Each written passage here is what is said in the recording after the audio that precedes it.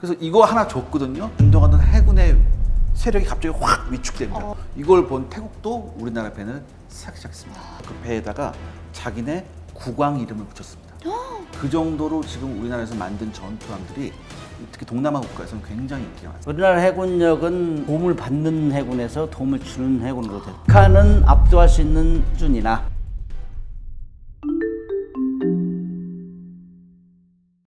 이제 또 바다로 한번 가봐야죠. 일단 저희가 모두에서도 말씀을 드렸듯이 과연 지금 우리나라의 해군력이 어디쯤에 위치해 있는지 좀 객관적으로 파악할 필요가 있을 것 같거든요. 지금 그러면 우리나라의 해군력 어느 정도일까요? 우리나라 해군력은 어떻게 보면은 도움을 받는 해군에서 도움을 주는 해군으로 됐다. 요즘은 이제 우리 과거에 미국의 퇴역 군함들을 가져다가 정비해서 열심히 갈고 닦아서 뭐 닦고 조이고 기름치고 해서 쓰다가 이제는 우리가 만든 배로 대체했고 우리가 만든 배를 쓰다가 남은 나라에 한 40여 개 지금 빌려주는 것도 아니고 공짜로 주는 공짜로 주는 역할을 하고 있고 네. 그럼에도 불구하고 우리가 이제 뭐 GFP 이런 데서는 5위 정도 된다 뭐 이런 얘기를 하잖아요 해군력이. 그런데 우리의 주변국에는 너무 막강한 해군들이 있어요. 그래서 북한은 압도할 수 있는 북한의 위협을 억제할 수 있는 수준이나 네. 주변국 중국이나 일본을 대응하기에는 역부족이다. 이런 수준이다. 네. 이 정도 얘기할 수 있죠. 보통 이제 공여해주면 공짜로 주는 거잖아요. 그러면 받는 입장에서는 솔직히 이래요. 그러니까 주는 입장에서는 뭐겠어요? 야, 없어도 되는 걸 주는 거 아니에요. 그러니까 받는 입장에서 야, 그냥 그저 그런 거 주나 보다 이러거든요. 근데 우리가 필리핀 같은 나라한테 굉장히 많이 줬어요. 뭐 남미 국가한테도 주고. 근데 우리나라 연안 전투함들은 예전부터 북한의 반잠 수정이나 이런 걸 침투하는 걸 막기 위한 이런 대간첩 작전을 굉장히 많이 했거든요. 그래서 이 함선이 다른 나라 똑같은 함선에 비해서 함포나 기관포의 숫자가 굉장히 많아요. 굉장히 많거든요. 네. 막 그러니까 있는 대로 다 기관포나 대포를 막 꾸겨 넣었어요. 근데 이거를 줬거든요. 근데 필리핀은 어떤 나라예요? 섬이 3,000개잖아요. 거기에 뭐 게릴라들이 많고 뭐 해적도 많아요. 그런데 이런 배를 주니까 딱 맞았죠. 그래서 이거 하나 줬거든요. 그래서 이게 돌아다니니까 거기 주변에서 준동하던 해군의 세력이 갑자기 확 위축됩니다. 그런 일도 있었거든요. 그 다음에 여기에 감명받은 필리핀이 우리나라에서 새로 건조한 배를 가져가기 시작했죠. 돈 내고 사기 시작했고 이걸 본 태국도 우리나라 배를 사기 시작했습니다. 특히 태국 같은 경우에는 우리나라에서 만든 배를 사가면서 그 배에다가 자기네 국왕 이름을 붙였습니다. 왕 이름 붙인다는 건 기함이라는 뜻이거든요. 그렇죠. 그 정도로 지금 우리나라에서 만든 전투함들이 특히 동남아 국가에서는 굉장히 인기가 많습니다. 근데 앞서서 교수님께서 북한이랑 비교했을 때는 그래도 뭐 우수하다라고 말씀을 했지만 워낙 주변국들이 강하다라고 말씀을 해주셨거든요. 굉장히 유치한 질문일 수 있지만 키재기를 조금 해볼 수 있을까요? 순서 네. 1등, 2등, 3등. 야, 이거 굉장히 무의미한데. 의미가 없나요? 아, 네. 왜냐면 1등, 2등, 3등은 우리 이 기자님 얘기해 줘야 된다. 그 사실 지금 전투함 숫자 있죠. 네. 전투함 숫자로 우리가 보통 세계 최강의 해군력 하면 미국이 바로 나오잖아요. 근데 놀랍게도 몇 년 전에 전투함 숫자에 있어서는 중국이 앞섰습니다. 2020년부터 무서워요. 20년 경부터 이제 오바됐어요. 이제 그렇게 됐고 추월했어요. 이제 러시아는 사실 해군력이 러시아는 잠수함 외에는 해군력이 네. 조금 그저 그래요. 그다음에 이제 미국은 우리가 전통의 미국이고 그다음에 우리 주변 국가에서 보면 이제 일본의 해군력이 해상자위다죠. 일본의 해군력이 생각보다 굉장히 막강합니다. 일각의 평가에 의하면 원자력 잠수함만 없다 뿐이지 사실 영국 해군과 견주어도 오히려 어떤 면에서는 일본 해상자위대가 낫다 이런 얘기가 나올 정도고요. 그러니까 사람들이 사실 이제 우리나라 해군하면 뭐 중국하고 뭐 비교 이런 것보다도 일본하고 비교하는 걸 좋아해요. 왜냐면 우리는 일본하고도 해상 분쟁도 조금 있었으니까. 그런데 일본하고 비교해볼게요. 일단은 뭘 기준으로 비교해 봐야 되냐면 3,000톤급 이상의 전투 함정이 몇 척이네요. 이 3,000톤급 이상의 전투 함정 중에서 제가 뭐 상륙함이라는 건 다 뺐어요. 다 빼고 한번 해봤거든요. 우리나라는 3,000톤급 이상 전투함이 잠수함을 포함해서 현재 31척입니다. 네. 사실 이거 세계 해군에 비해서 굉장히 많은 숫자. 이거 적은 숫자가 아니에요. 굉장히 많아요. 네. 이거 가지고 유럽 가면은 먹어줘요. 사실 먹어주거든요. 그런데 일본하고 비교해요. 일본은 3,000톤급 이상 전투함이 잠수함 포함해서 54척입니다. 좀 차이가 있죠. 네, 근데 사실 수량만으로 세다라고만은 말할 수 없는 거잖아요. 네. 성능 면에서도 우리보다 좀 더 나은 면이 많이 있죠. 해군력을 비교할 때는 통상 총 톤수 네. 다 합쳐가지고 그 톤수로 1, 2, 3이 매기는 방법도 있고 네. 함정 숫자로 조금 전에 말씀하셨던 숫자로 하는데 실질적으로 성능이나 이런 거는 미국이 압도하죠. 뭐 항공모함 10만 톤짜리 11척이 있고 그다음에 다른 국가에서는 항공모함이라고 하는데 거기는 항공모함이 안 하는 와스프급 5만 톤짜리 그런 것도 뭐 한 18척 있고. 그게 그러니까 와스프가 뭐냐면 해병대 상륙함이에요. 네. 미국은 이걸 상륙함이라고 우겨요. 아, 상륙함이야! 근데 거기서 전투기가 30대가 떠요. 나 나오는 거 봤다. 그렇죠. 거기서 야 전투기 나가면 상륙 이거 항공모함 아니야? 아니 우리는 상륙함인데 이렇게 우기거든요. 나 방금 나왔잖아. 나 봤다. 그래서 이제 성능면은 압도해요. 네. 근데 우리가 이제 우리 해군이 림팩 훈련을 가면 하와이 림팩 훈련 2년마다 있는데 거기 네. 가면은 각국 해군의 위상이 드러나요. 근데 우리가 2018년경부터는 미국에서 미국이 주도하는 거니까 네. 프레닝을 우리한테 시키고 또 우리에게 몇몇 나라를 지휘해라 이렇게 모아줬어요. 네. 그러면 이제 그렇게 거기 지휘관을 시켰는데 2022년도에는 그 연합해군 구성부사 부사령관을 우리 한국에 줬어요. 2024년도에는 2023년도에는 우리가 상륙 아까 얘기했지만은 상륙 강습단 거기 사령관을 하고 그래서 그만큼 해군의 위상이 높아지는데 원래 군사력 하면 인원, 장비, 교육 훈련이 세 가지가 평가하는 요소예요. 네. 얼마나 훈련이 잘 되어 있냐, 훈련 병사들이나 지휘관들이 그런 면. 그다음 장비는 이 해군 같은 경우는 배를 얘기하는 거죠. 배에 어떤 무기가 실려 있느냐, 미사일 어떤 종류가 실려 있느냐. 그다음에 훈련은 어느 정도 이렇게 이 조리 있고 또 이렇게 과학적으로 하느냐 이런 네. 건데 그게 이제 림팩 훈련 가면 드러나요. 어떤 때 뭐 보면은 뭐 좌로 가라는데 우로 가는 배도 있고 뭐 포 쐈는데 엉뚱한 데 쏘는 데 있고 우리는 거기 가서도 탑건도 하고 그랬단 말이죠. 한국 해군이. 그래서 그 정도로 뛰어나지만 네. 여기 조금 전에 얘기한 대로 중국하고 일본하고 비교하면 우리가 위축된단 말이죠.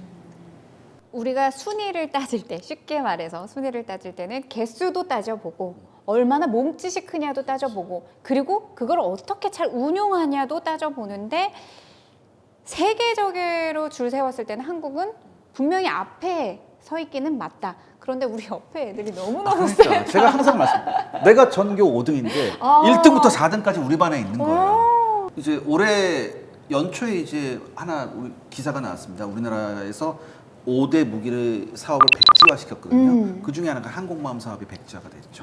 그러니까 항공모함은 사실 우리 문 교수님께서는 네. 해군 출신이시기 때문에 문 교수님께서는 항공모함에 대한 아주 강한 의지가 있으실 것 같아요. 근데 항공모함에 대한 여러 가지 얘기가 갑론을박이 많았죠. 전문가들 사이에서. 과연 이걸 지금 우리가 만들어서 하게 되면 다른 나라하고 균형을 이루어야 될 텐데 그게 네. 가능할까란 여러 가지 얘기 때문에 좀 회의론도 많았던 게 사실이에요. 요거 좀 우리가 정리. 군사력을 네. 건설을 하려면은 위협이 어디로부터 어떤 위협이 오느냐 이걸 분석을 해야 돼요. 네. 그래서 예를 들어 가지고 뭐 호주나 이런 데는 사실 언제 어디서 쳐들어올지 보면은 다 보이잖아요. 중국밖에 강대국이 없잖아. 그쪽이 근데 멀잖아요. 네. 바로 한 주먹 펀치를 안 맞는단 말이죠. 네. 그러나 우리 같은 경우는 주변에 중국이나 일본이 너무나 막강한데 그 나라들이 과거에 우리한테 어떻게 했나 이걸 보면은 미군이 주둔하는 현재는 걱정이 별로 안 해도 돼요. 왜냐하면은 우리 한미 동맹 결성된 이후부터 지금까지는 일본하고 중국이 우리를 안 건드렸어요, 네. 사실. 근데 그 전에는 어땠어요? 중국은 우리를 막 시간 시도 시시때때로, 때도 없이 네. 질밥았잖아요. 병자 오라, 정미 오라, 뭐 자기들 속국 사람 데려가고 끌어가고 그랬는데 일본은 어떻게 했어? 간단히 36년간 우리를 노예로 삼았잖아. 이런 나라는 미군이 없으면 반드시 독도나 언제든지. 이어도나 이런 데는 분쟁 지역화 될 수 있단 말이죠. 그래서 거기에 대비할 것 같으면은 한국맘 얘기를 해도 먹혀 들어가요. 네. 그러나 그렇지 않은 상태, 미군이 현재 주둔하고 있는 상태에서는 한국맘 얘기는 아이 그거 우선순위 좀 뒤로 낮춰. 돈이 많이 들어. 만드는데도 돈이 많이 들고 운용하는데도 엄청난 돈이 들기 때문에 미국 같은 경우는 뭐 수조 원씩 된단 말이에요. 한 척 만드는데 그다음 운용하는데도 1년에 우리는 뭐 저 이순신남 구축함 이런 거 하나 만드는 값이 운영비로 든다. 항공모함 운용하는데 그 정도 많이 들어가니까 이제 여기저기서 뭐 얘기를 반대를 하는 것이고 그다음에 우리 국방비는 돈을 가지고 파일을 나눠 쓰잖아요. 육해공군이. 그렇기 때문에 각군 차원에서 많이 생각한다고. 그런 것 때문에 우선순위 밀리는데 강대국을 생각하고 위협이 어디로부터 올 것이냐 이걸 분석하면은 항공모함 얘기가 먹게 된다. 그러면은 교수님 입장에서는 항공모함을 그럼에도 불구하고 만들어야 한다라고 생각을 하시나요? 아니면은 진짜 우선순위를 따져봤을 때는 잠깐 보류를 해도 된다라고 생각을 하시나요? 항공모함을 만드는데 오늘 결정 뚝딱 하면은 내년에 나오는 게 아니에요. 맞아요. 15년 영국 같은 앞서가 있는 해군도 퀸 엘리자베스를 만들 때 19년 걸렸어요. 19년. 만들지 말지 뭐 경론하다가도 몇 년 보내고 참모총장 국방부장 바뀌고 잘못해가지고 그러면서 만든 게 19년 걸렸단 말이죠. 그래서 우리도 지금부터 준비를 해야 된다 그런 얘기예요. 그래서 미군이라는 거는 자기 이익에 따라서 특히 뭐 러우 전쟁 보고 하면은 뭐 미군이 자기들 이익을 많이 챙기잖아요. 뭐 나무나 불행 그런 거 생각도 안 한다고. 그래서 그 미군이 언제 떠날지 모르는 게 현실이라고. 거기에 대비해서 차근차근 우리가 준비는 해야 된다. 이런 차원에 저는 강조하고 싶고 지금 당장 미국이 주둔하고 있는데 이걸 강하게 밀어붙이면은 그거는 별로 국민들이 원하지는 않을 거예요. 미군이 왜 있느냐? 미군이 도와줘. 그것이 결국에는 미군이 주둔하면서 우리가 도움을 많이 받았지만은 경제적으로 성장할 수 있었고 그렇게 했지만은 미군이 있기 때문에 군사력 건설은 좀 더디게 간단 말이죠. 네.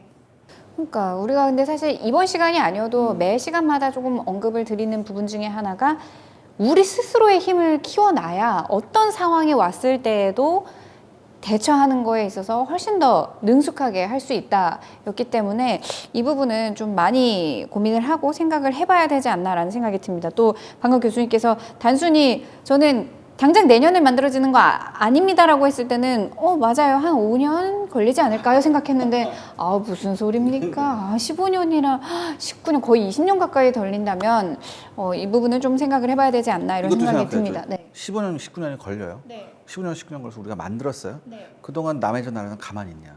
그건 아니죠. 그러니까 어떤 무기 체계를 우리가 만들었을 때 이것은 균형을 맞추기 위해서 만드는 거거든요.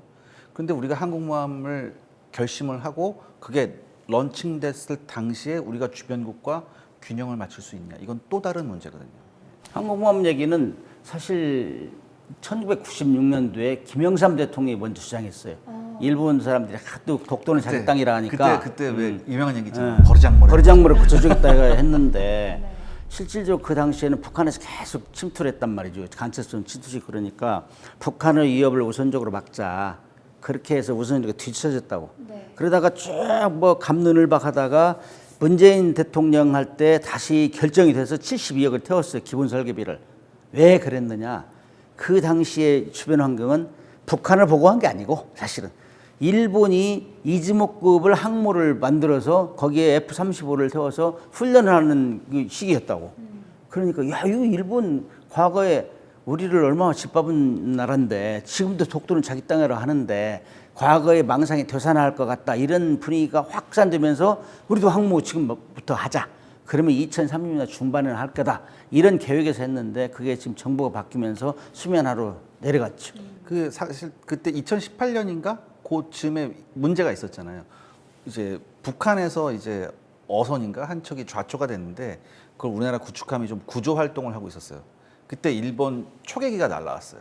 초계기가 날라왔는데 그때 우리가 뭐 미사일 조준을 했다 뭐 이렇게 막 얘기가 많았잖아요. 네. 물론 다 일본이 거짓말한 걸로 들통이 났지만 근데 그때 당시에 뭐냐면 고 사건이 있은 이후에 일본이 우리나라 영해에 굉장히 많은 초계기를 보냅니다. 근데 우리로서는 여기에 대적할 항공 세력이 없었어요. 그래서 항공모함 얘기가 그때 확 나왔죠. 근데 그 이후에 무슨 일이 있었냐면 미국이 이제 카더라에 의하면 미국이 나와서 둘이 한 붙으려고 이랬어요. 그건 아니고. 그때도 제가 이제 언론에 가서 얘기도 했는데 초계기 사건이라고 얘기하잖아요. 그때는 의도적인 게 좀 있었어요, 일본에서. 뭐 구조하고 있는데 가서 계속 이렇게 뭐 다니면은 그다음에 배를 타고 다니면은 함귀 함장이 있잖아요. 네. 저공 비행하는 항공기는 항상 두려워. 그럼요. 잘못 부딪힐까 봐서. 네. 마수대 붙으면 배가 완전히 어장 나잖아요. 그리고 이제 또 일본 같은 나라는 가미가제의 원조 아니야. 응? 그러니까 신경 쓰이지. 그러면은 예를 들어가지고 함정 같은 거 오지 마라 하는데 그거를 어떻게 하겠어요? 뭐 그쪽에 신호들을 뭐 발광으로 이제 브루스보 칠 수도 있는 것이고 뭐 무전으로 할 수 있는 것이고 그런데 그런 것들이 상황이 안 된 상태에서 계속 접근하니까 그런 상황으로 갔단 말이죠. 그래서 그때 사실 미군에서 중재했어요. 중재하도록 나도 리코멘드 했고 일본하고 이렇게 계속 논쟁이 되면은 미군이 제일 머리 아파요. 그래서 지금 2006년도에도 사실 독도에 이제 일본 순시전이 침범했잖아.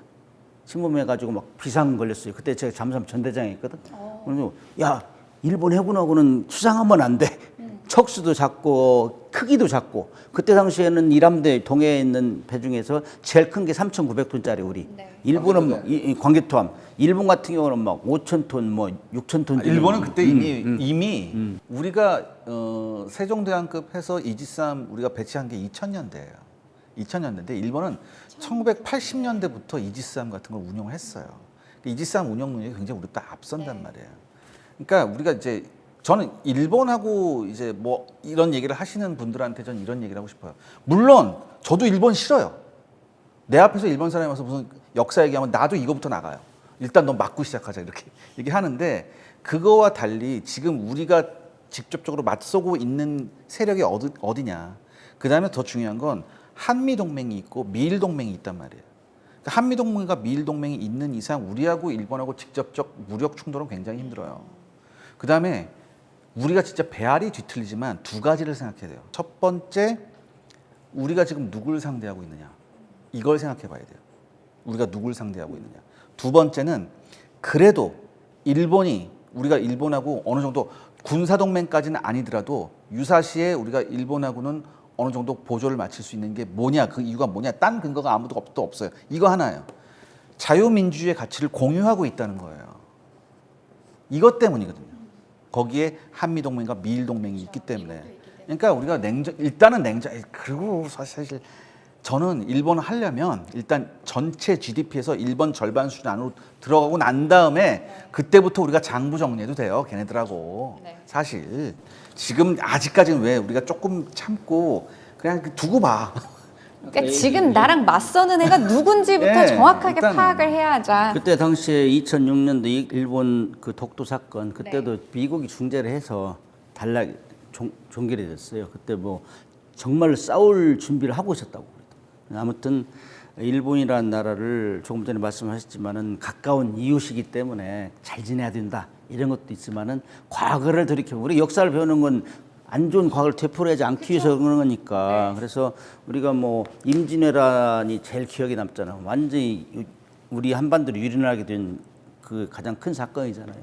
그래서 그런 것이 재발되지 않도록 하려면은 해군력을 키워야 된다. 그런데 이제 우리가 한미 동맹에 보면은 한미 동맹에 의해서 우리 한미 연합 작전을 계획을 수립하는데 작기 527에 보면은 대포권 디펜스 컨디션 대포권 3 이상 되면은 미군이 항모 전단이 4개가 와요. 동해 2개, 서해 2개. 그렇기 때문에 한국 해군은 거의 할 게 없어. 그러니까 그래서 이 연합훈련, 을지훈련하고 하면은 정말 기분 나빴어요. 저 현역 때. 우리가 하는 거는 미군 군속들 실어서 일본으로 이송하는 거. 그 다음에 또 하나 하는 거는 NGFS라고 해. Naval Gunfire Support System, 이 건파이어 서포트가 있는데 해군 함포 지원, 상륙군 상륙할 때. 그거 두 가지 이외에는 우리가 하는 게 없어. 미국 항공모함하고 구축함 다 하니까 자존심 엄청 상했거든. 그런데 이제 미군이 떠나면은 그걸 우리가 해야 된다. 우리가 거기에 대비해야 된다 이거지. 지금은 많이 달라졌죠. 우리도 이제 이지스함도 있고 하기 때문에 한미연합 할 때 우리가 이제 미 항공모함을 호위도 하고 우리 잠수함도 앞에 가서 이제 수색도 하고 그런 걸 많이 했어요. 예전엔 그런 게 좀 힘들었어요. 아 근데 또 교수님 모셨으니까 여쭤보고 싶은 부분 중에 하나가 실제 문근식 교수님이 1990년에 장보고함을 독일에서 직접 인수하셨다고 들었어요. 그때 이야기랑 그 잠수함이 한국 해군에게 어떤 변화를 좀 줬는지 저희한테 생생한 이야기 좀 전해주시길 바랍니다. 해군 하면은 바다 위, 그다음에 수면, 아래. 그다음에 수면하 이 무기를 다 가지고 입체 해군이라고 해요. 그 입체 해군이 안 되는 후진국이. 잠수함을 갖는 게 그때 당시에 해군의 꿈의 무기라고 했어. 꿈의 무기. 왜?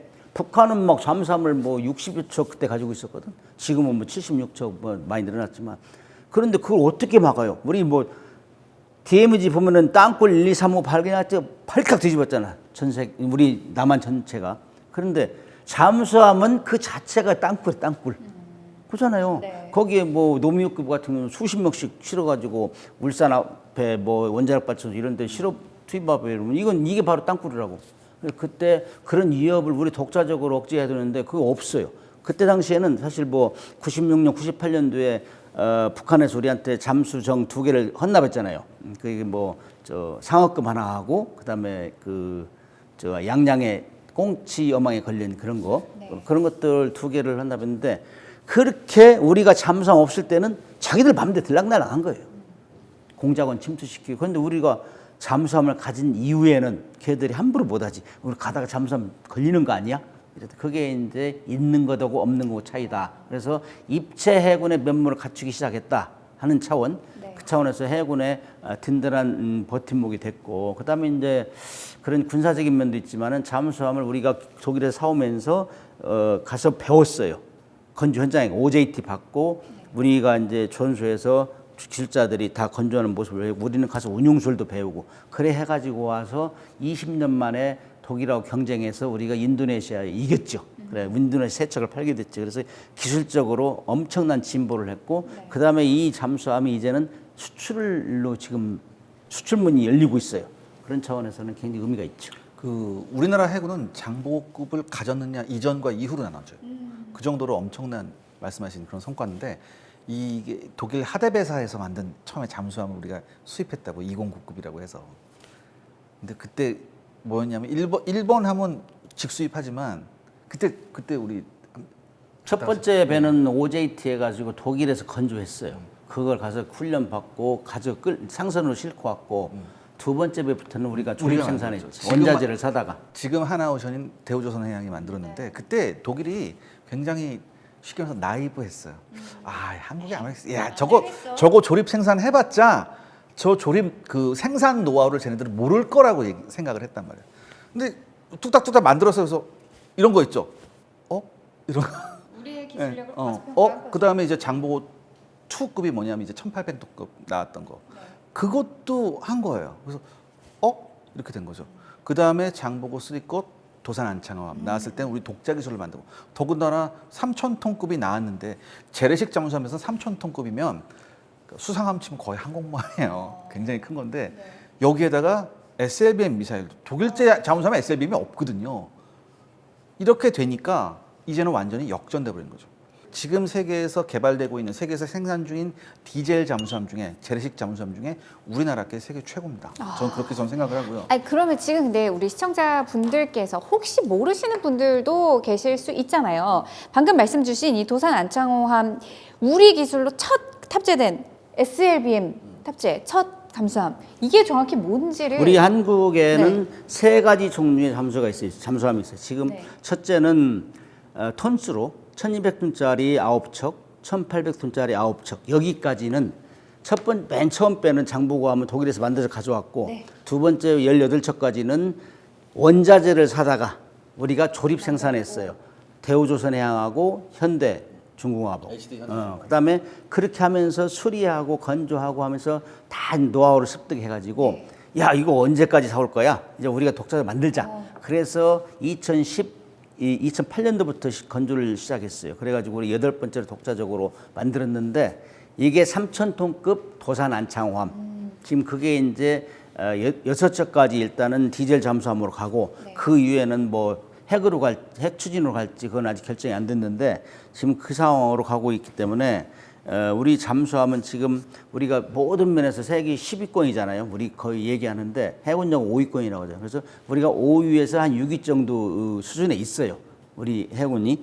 그렇기 때문에 잠수함은 이제 그것도 독일에서 배워가지고 독일 선생님을 능가했다. 이렇게 얘기를 하는 거예요. 그래서 그 당시에 이제 잠수함 인수를 했을 때 여러 나라에서 왔어. 그래가지고 뭐 7개 국가에서 왔지. 7개 국가. 남미, 뭐 인도, 우리, 뭐 이스라엘 왔는데 특징들이 있어요. 특징들이 승조원들이. 한국 사람들 특징이 전기를 제일 많이 써. 전기. 그다음에 복사지를 제일 많이 써. 복사지. 한국 시차가 틀리잖아. 그래가지고 막 계속 리포트를 해야 되니까 그다음 제일 질문을 많이 하고 그러니까 근면 부지런하고 그다음에 늦게까지 일하니까 전기를 많이 쓰니 다 싫어한단 말이죠.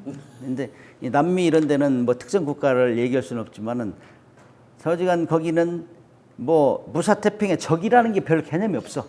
일단 그래가지고 저녁 되면 음악 틀어놓고 이거 제가 뭐 나라에서 배를 이제 수리하러 들어오는데 막 앞에 보니까 녹이 벌겋게 쓰는 거예요. 네. 저 어떻게 저런 배를 움직이고 있지 했는데 다 수리해서 갈 때는 그 배 어리바상에다가 막 양주를 엄청 실어가지고 간다는 거야.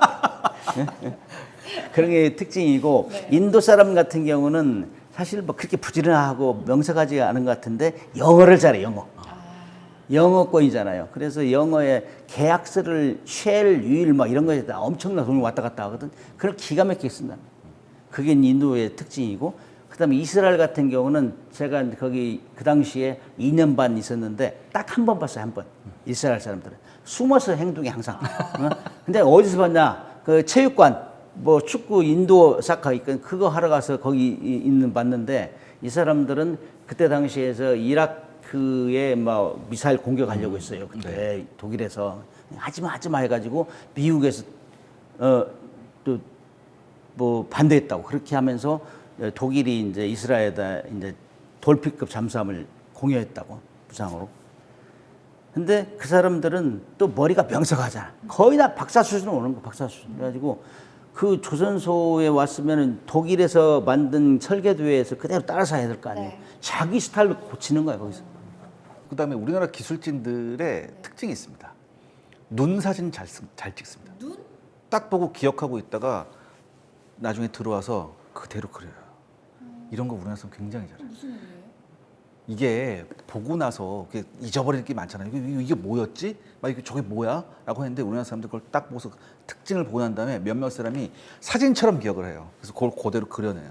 이게 굉장히 중요한 겁니다. 이런 거 우리나라 사람 잘하고. 제가 1990년도에 가가지고 2년 반 공부하고 훈련 받고 배를 가지고 왔잖아요. 네, 독일에서요. 네, 그때 당시에 가니까 독일 사람들이 한국을 잘 모르잖아요. 네. 모르고 백화점 가도 뭐 한국 물품이 없었어. 근데 제가 이제 해군의 혜택을 좀 받았죠. 전역 직전 한 3년 동안은 독일에 파견됐어요. 그때는 이제 1,800톤짜리 잠수함을 그 원자재를 이제 가져와야 되잖아요. 거기 감독관으로 가 있었다고.